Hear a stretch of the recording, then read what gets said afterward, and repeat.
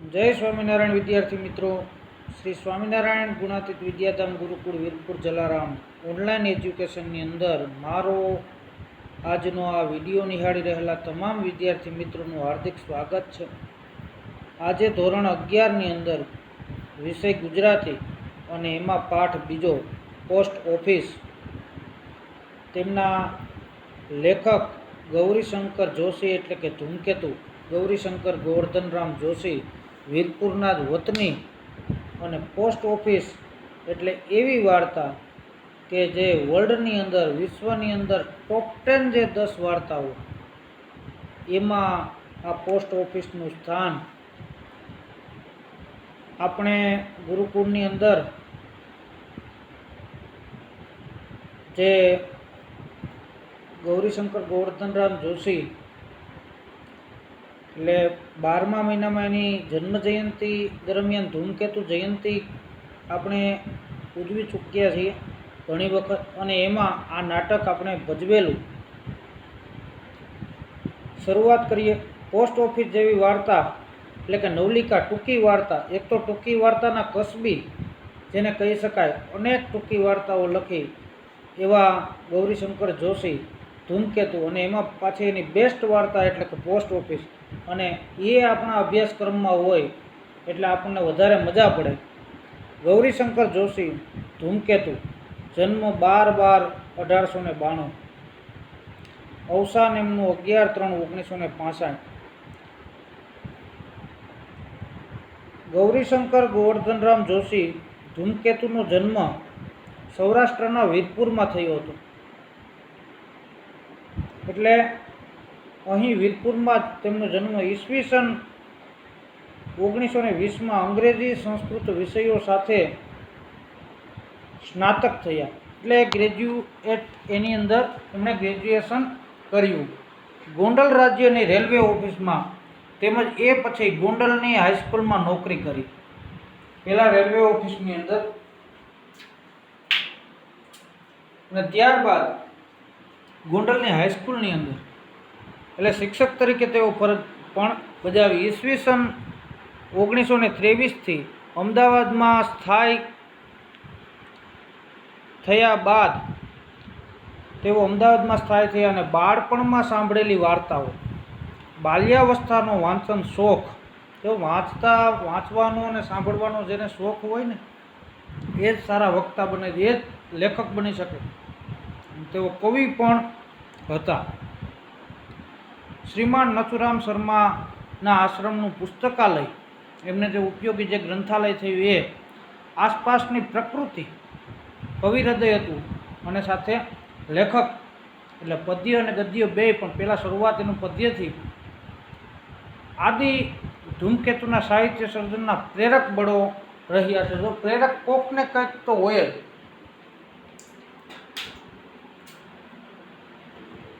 જેટલી આપણે મોટિવેશનલ જે કાંઈ વાતો સાંભળીએ પ્રેરણાત્મક, એની પાછળનું કાંઈક કારણ કે ભાઈ આ કોઈ વ્યક્તિ ત્યાં સુધી પહોંચ્યું એનું કારણ શું.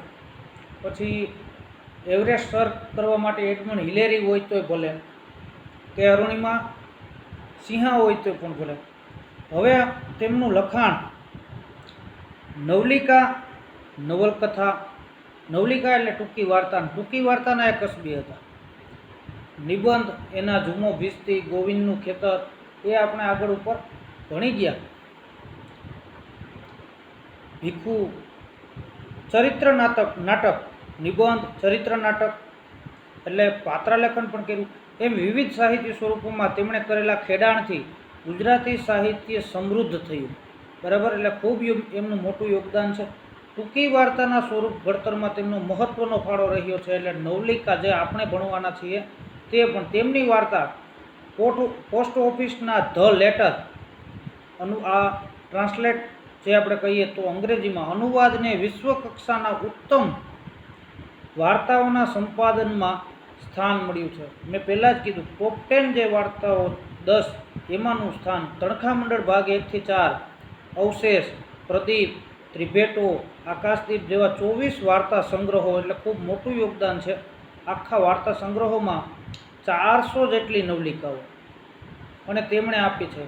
એના સિવાય તો અનેક ઘણું બધું સાહિત્ય, ભાવનાશીલ પાત્રોનું નિર્માણ એકદમ લાગણીશીલ, જેમ જુમો ભીસ્તી તમે ભણ્યા, અહીંયા પણ એ મરિયમ અને અલી ડોસાનું એવું જ, જે અલી ડોસાનો જે ભાવ પ્રગટ કર્યો, પિતા પ્રેમ,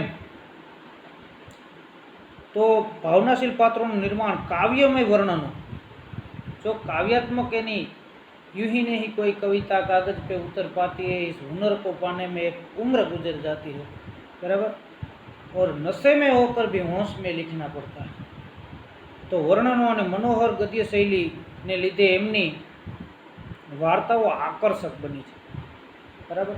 આમ વાંચવા બેસે તો એક પછી એક પેજ જેમ બદલાવતા જાય એમ એ વાર્તામાં એને ઊંડો રસ પડતો જાય, અધૂરી ન મૂકે ક્યારેય.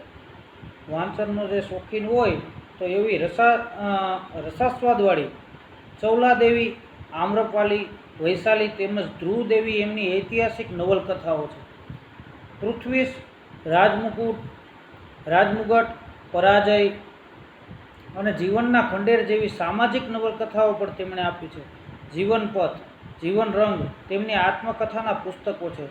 જીવનચક્ર, પગદંડી, જીવન વિચારણા વગેરે એમના નિબંધ સંગ્રહો છે. એકલવ્ય અને બીજા નાટકો તેમજ ઠંડી ક્રૂરતા અને બીજા નાટકો એમના નાટ્ય સંગ્રહો છે. ખલીલ જિબ્રાનના ધ પ્રોફેટ ઓફનો અનુવાદ, જો ખાસ ધ્યાન રાખજો, ખલીલ જિબ્રાનના ધ પ્રોફેટનો અનુવાદ વિદાય વેળાએ એમનું નોંધપાત્ર પ્રદાન છે.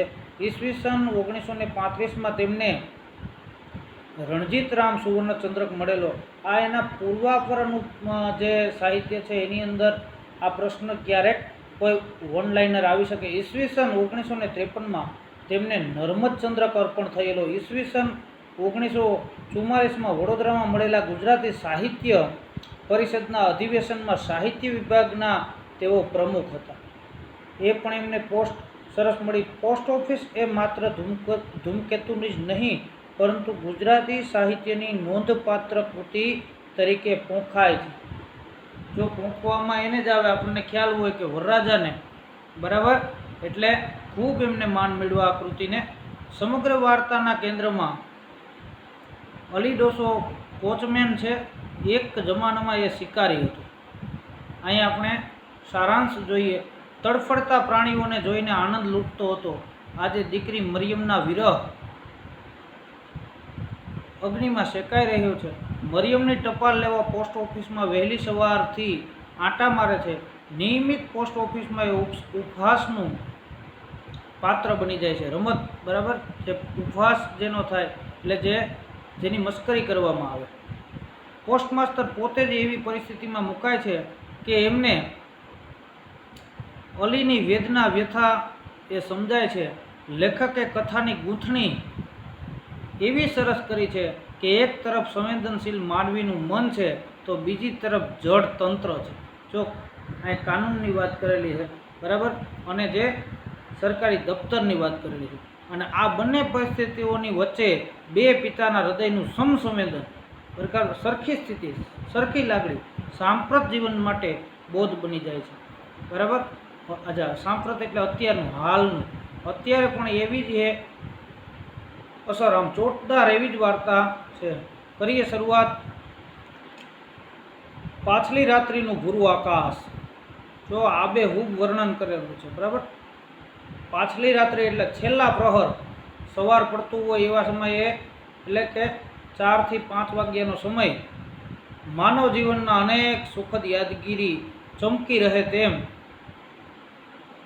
નાના મોટા તારાઓથી ચમકી રહ્યું હતું. માનવ જીવનના અનેક જે સુખદ યાદો આપણને વારંવાર આવે એમ એ આખી યાદગીરી ચમકે ને તેમ નાના મોટા તારાઓને એની સાથે એવી ઉપમા બાંધી કે નાના મોટા તારાઓથી આખું આભ ચમકી રહ્યું હતું. ઠંડા પવનના સુસવાટાથી પોતાના જૂના અને ફાટેલા જબ્બાને શરીરે વધારે ને વધારે લપેટી લેતો એક વૃદ્ધ ડોસો શહેરના મધ્ય ભાગમાં થઈને જતો હતો.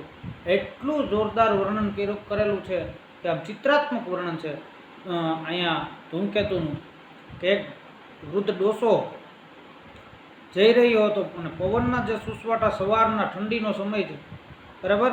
એટલે પોતાના ફાટેલા લુગડા છે એના જબાને વધારે ને વધારે લપેટે, એટલે ઠંડી લાગે એટલે વધારે વધારે લપેટવાનો પ્રયત્ન એક વૃદ્ધ ડોસો કરી રહ્યો છે અને ચાલી રહ્યો છે મધ્ય ભાગમાંથી શહેરના. સ્વાધીન અવસ્થા ભોગવતા કેટલાક ઘરોમાંથી આ વખતે ઘંટીનો મધુર લાગતો અવાજ સ્ત્રીઓના ઝીણા સ્વર સાથે આવતો હતો. અને સ્વાધીન જે પોતાની ઉપર આધીન, બરાબર, પરાધીન નહીં, એવી અવસ્થા જે ભોગવતા આવ્યા કેટલાય ઘરોમાંથી એ સમયનો આ તત્કાલીન પરિસ્થિતિ ધૂમકેતુએ વર્ણવી છે કે ઘંટીનો અવાજ મધુર, સવારમાં ઘંટીઓ ચાલતી, વલોણા, ઘમર ઘમર જે વાગે આપણે એવા ગીતો છે, બરાબર, એ આપણી ધરોહર, આપણી સંસ્કૃતિ. તો અવાજ અને સ્ત્રીઓના ઝીણા સ્વર, એની સાથે જ્યારે ઘંટીમાં દળતી હોય સ્ત્રી ત્યારે ગીતો ગાતી હોય, એકાદ કૂતરાનો અવાજ, બરાબર, સવારના પોરમાં, કોઈક વહેલા ઉઠનારાના પગરખાનો છેટેથી સંભળાતો શબ્દ કે કોઈ અકાળે જાગેલા પક્ષીનો સ્વર. ક્યારેક કોઈ બીજા વ્યક્તિ જાતા હોય તો છેટેથી એના પગરખાનો એટલે કે બૂટનો કે ચપ્પલનો અવાજ આવી રહ્યો છે. અને ક્યાંક પક્ષીઓ હજી ધીરે ધીરે કલરવ, આમ તો પક્ષી જ્યારે ઉઠે અને કલરવ શરૂ થાય એટલે એવો મીઠો સુરીલો અવાજ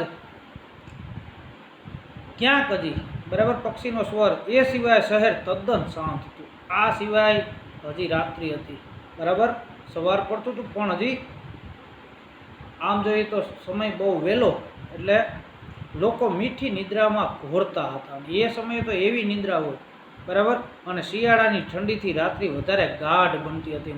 શિયાળાની ઠંડી હોય એટલે એ સમયે તો એવી ગાઢ રાત્રિ, બરાબર, કહે નહીં છતાં કતલ કરી નાખે એવી મીઠા મનુષ્યના સ્વભાવ જેવી શિયાળાની ઠંડી કાતિલ હથિયારની માફક પોતાનો કાબુ સર્વત્ર ફેલાવી રહી હતી. અને ઠંડી પછી તો જોર આમ એવું એ સમયે પકડ્યું હોય. એ સવારનો વહેલો સમય, એટલે કોઈ વ્યક્તિ એવા હોય મીઠા જે વેણથી કતલ કરી નાખે માણસને ખબર ન પડે એવી રીતે અહીંયા એની સાથે ઉપમા સાથે એવી રાત્રિ જામી હતી, બરાબર. એટલે ઠંડી એવી પડતી હતી. એ હથિયારને માફક પોતાનો આખો કાબુ બધી ઉપર ફેલાવી રહી હતી. વૃદ્ધ ડોસો ધ્રુજતો ને શાંત રીતે ડગમગ ચાલતો હતો. શહેરના દરવાજા બહાર થઈ એક સીધી સડક પર આવી પહોંચ્યો ને ધીમે ધીમે પોતાની જૂની ડાંગના ટેકાથી આગળ વધ્યો. ડાંગ, બરાબર, મોટો પુરાણો, અને આગળ વધ્યો સડકમાંથી. સડકની એક બાજુ ઝાડોની હાર હતી ને બીજી બાજુ શહેરનો બાગ હતો, બગીચો શહેરનો હતો, ને એક બાજુ આમ ઝાડની કતાર હતી, બરાબર, વનરાજી. અહીં ઠંડી વધારે હતી ને રાત્રિ વધારે સીમણી બનતી હતી. ને અહીંયા ઠંડીએ, કારણ કે વૃક્ષો હોય ત્યાં ઠંડી હોય, બગીચો હતો એટલે વધારે ઠંડી. રાત્રિ એટલી જ પાછી સીમણી બનતી, બરાબર, એટલી સીમણી બનતી હતી. પવન સોંસરવો નીકળી જતો હતો, બરાબર, આર પાર જતો હતો. ને શુક્રના તારાનું મીઠું તેજ, શુક્રનો તારો, બરાબર, એ સમયે એટલે વધારે પ્રકાશિત થતો હોય, બરાબર, આકાશમાં દેખાતો. બરફ પડે તેમ પૃથ્વી ઉપર ઠંડીના કટકા જેવું પડતું હતું એનું તેજ. જ્યાં બાગનો છેડો હતો ત્યાં છેલ્લામાં છેલ્લી ઢબનું ને એક રોનકદાર મકાન હતું, બરાબર, બહુ જૂની, પૌરાણિક જેને કહી શકાય કે ખૂબ જૂનું. ને તેની બંધ બારી તથા બારણામાંથી દીવાનો ઉજાસ બહાર પડતો હતો. અને એમાંથી બારણામાંથી દીવા, એ સમયે દીવાઓ હતા, લાઇટનો ઉપયોગ, આમ છતાંય દીવાનો પ્રકાશ પડતો હતો. લાઇટનું ઇનકેસ હોય કે ન હોય, ભાવિક મનુષ્ય દાતારનું શિખર જોઈ શ્રદ્ધાથી આનંદ પામે તેમ વૃદ્ધ ડોસો આ મકાનની લાકડાની કમાન જોઈ આનંદ પામ્યો. ભાવિક મનુષ્ય જો કેવી ઉપમા આપી, દાતાર, જૂનાગઢની અંદર ગરવા દાતાર તમે જાઓ, સખી દાતાર, અને શિખર જ્યાં ઉપર આમ જોવે, અને એના જે સખી દાતારના જે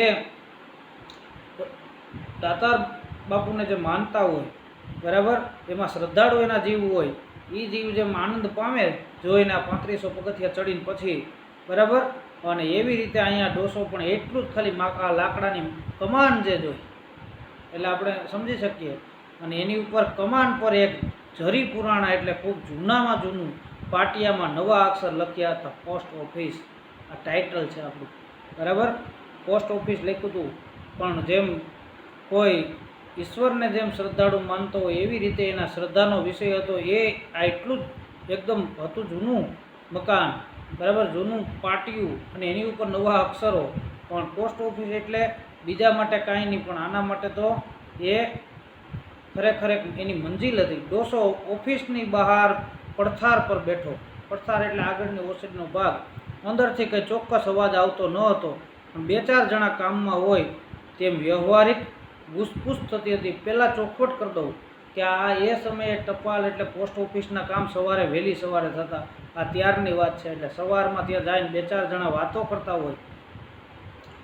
પોલીસ સુપ્રિન્ટેન્ડન્ટ અંદરથી અવાજ આવ્યો. બરાબર. ડોસો ચમક્યો પણ પાછો શાંત બનીને બેઠો. પહેલાં એ નામ લીધું. બરાબર.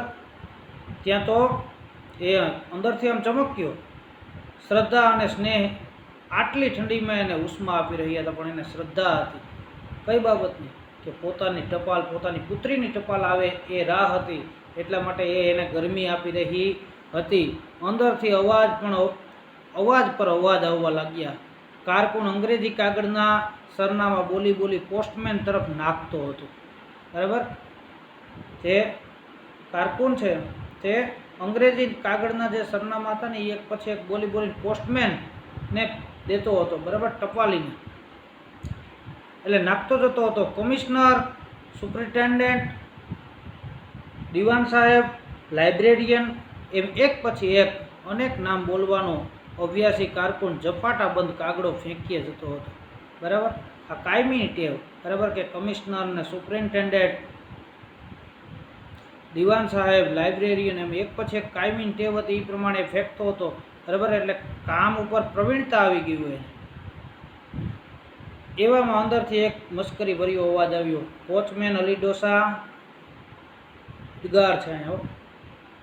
અંદરથી અલી ડોસાને બોલાવવામાં આવ્યો. વૃદ્ધ ડોસો હતો ત્યાંથી બેઠો થયો.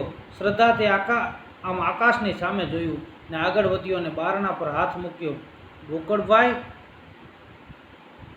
અને એમ થયું કે મારી ટપાલ આવી. નામ અંદરથી મસ્કરી કરવામાં આવેલી હતી, પણ શ્રદ્ધાથી આકાશ સામું જોયું. વાહ, જેની રાહ હતી એ વસ્તુ મળી. અને બારણા પર હાથ મૂક્યો અને બોલ્યો, ગોકળભાઈ કોણ? પ્રશ્ન અંદરથી. વોચમેન અલી ડોસાનો કાગળ કીધો ના, હું આવ્યો છું. તમે વોચમેન અલી ડોસાનો બરાબર કાગળ કીધો ને, એ હું આવ્યો છું. જવાબમાં નિષ્ઠુર હાસ્ય આવ્યું.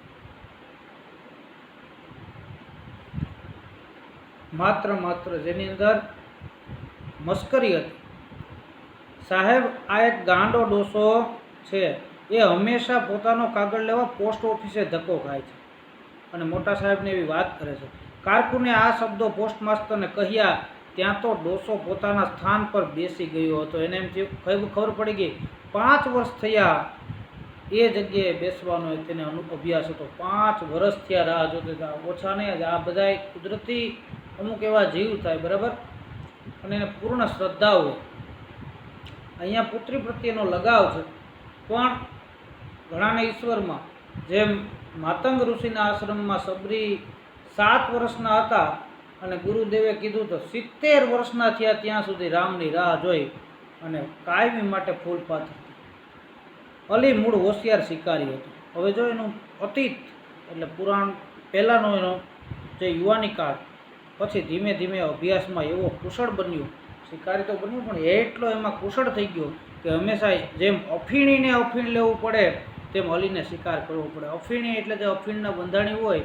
બરાબર. એક અફીણ મોર્ફિન નામનું એમાં ઝેરી દ્રવ્ય હોય અને એના બંધાણી ખૂબ પેલા રાજા મહારાજાઓ વગેરે લેતા. ધૂળની સાથે ધૂળ જેવા બની જતા. કાબરચિત્રા તેતર પર અલીની દ્રષ્ટિ પડે કે તરત તેના હાથમાં તેતર આવી જ પડ્યું હોય. એટલો કુશળ થઈ ગયો કે આમ કાબરચિત્રા આપણે જોઈએ, તેતરને આપણે ઓળખીએ કે આમ જ્યાં નજર પડે ને તરત એના હાથમાં આવી ગયું. એવી એને ફાવટ હતી એમાં. એની તીક્ષ્ણ દ્રષ્ટિ સસલાની ખોમાં જઈ પહોંચતી અને સસલાની જે બખોલ હોય કે આમ જોવે ને દેખાય, અને એમાં તીક્ષ્ણ એની દ્રષ્ટિ જ્યાં શિકાર કરતો હોય એને ખ્યાલ હોય. અને આસપાસના સૂકા પીળા કાસડાના કે રાંપડાના ઘાસમાં સંતાઈને સ્થિર કાન કરી બેઠેલા ચતુર સસલાના ભૂરા મેલા રંગને ક્યારેક ખુદ શિકારી કૂતરા જુદો ન પાડી શકતા. બરાબર. એવી રીતે બેઠું હોય કોઈ કૂતરાને ખબર ન પડે, નહીં એનું તો એક ખોરાક કહેવાય ને, છતાં આને દેખાઈ જતું. આગળ વધી જતા ને સસલું બચી જતું, પરંતુ ઇટાલીના ગરુડ જેવી અલીની દ્રષ્ટિ બરાબર સસલાના કાન પર ચોંટતી અને બીજી જ પડે તે રહેતું નહીં, એટલે કે એના હાથમાં આવી જ ગયું હોય. વળી ક્યારેક અલી મચ્છીમારનો એટલે કે માછીમારનો મિત્ર પણ બની જતો, એટલે માછીમારી પણ કરતો હતો. પણ જ્યારે જીવન સંધ્યા પહોંચતી લાગી એટલે કે હવે ઉંમર થઈ, વૃદ્ધપણું આવ્યું, ત્યારે આ શિકારી અચાનક બીજી દિશામાં વળી ગયો. પરિવર્તન ક્યારેક કઈ વ્યક્તિનું આવે કાંઈ નક્કી હોતું નથી. એની એકની એક દીકરી મરિયમ પરણીને સાસરે ગઈ. એના જમાઈને લશ્કરમાં નોકરી હતી, તે પંજાબ તરફ તેની સાથે ગઈ હતી. જો આ ખાસ કરીને તમારે વન લાઇનર પ્રશ્ન આવે ને 2 માર્કમાં આવી શકે, એટલે યાદ રાખજો કે એમની પુત્રી મરિયમને પરણાવી, એના જમાઈને લશ્કરમાં નોકરી હતી અને એ પંજાબ તરફ ગયા હતા. પછીના કોઈ વાવડ નથી જેને માટે તે જીવન નિભાવતો હતો. તે મરિયમના છેલ્લા 5 વર્ષ થયા કાંઈ સમાચાર હતા નહીં.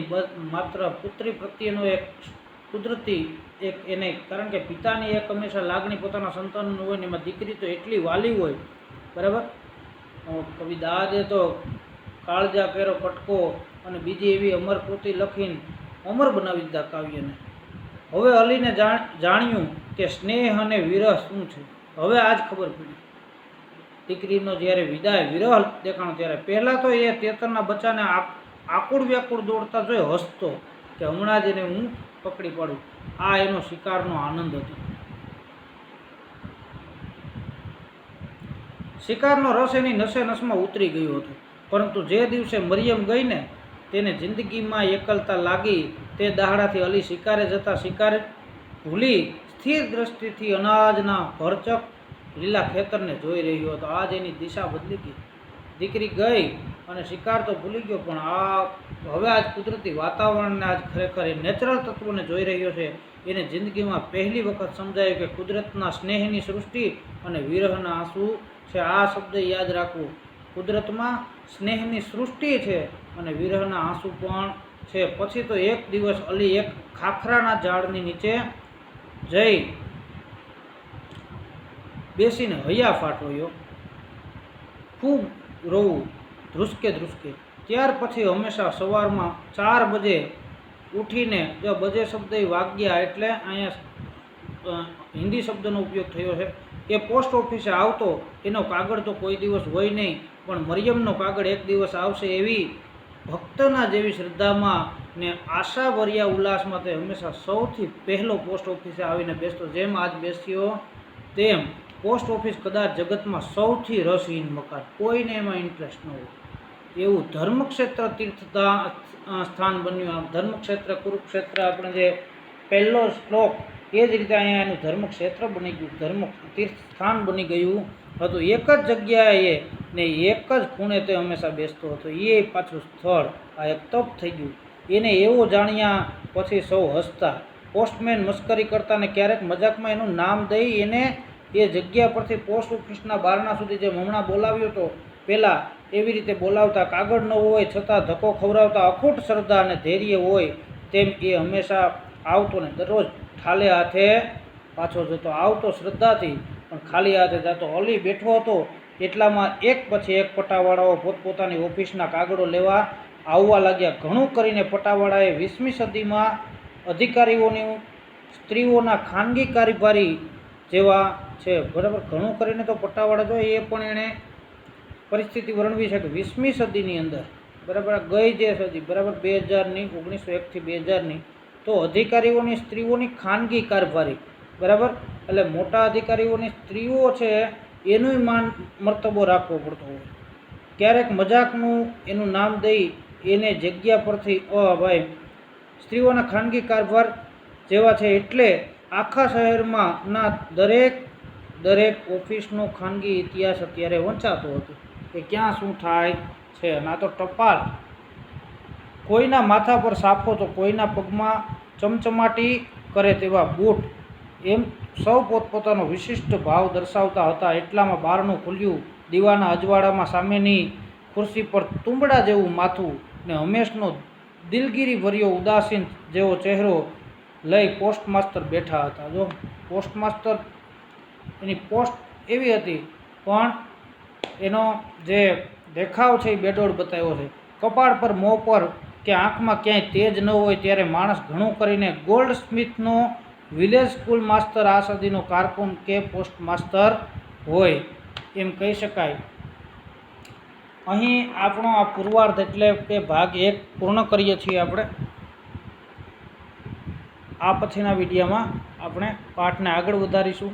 ખૂબ સરસ ઇન્ટરેસ્ટિંગ કહી શકાય એવો પાઠ, બરાબર, એવી કથા વસ્તુ.